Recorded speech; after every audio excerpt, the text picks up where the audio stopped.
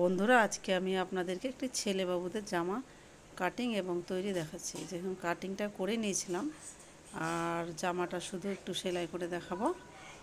তো পুরো সেলাই দেখাতে পারিনি, ভিডিও বড় হয়ে যাচ্ছে, তাই একটু একটু করে দেখিয়েছি।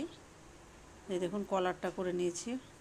কলারটা করে নিয়ে এবং সাইডগুলো জোড়া দিয়ে রেডি করে দেখাবো আপনাদের সামনে।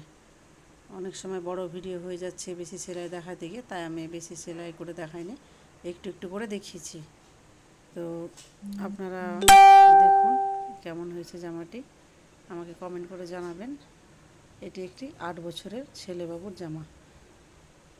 তো এটা আমি হাত কাটা করেছি, মানে স্লিভলেস আর কলারওয়ালা।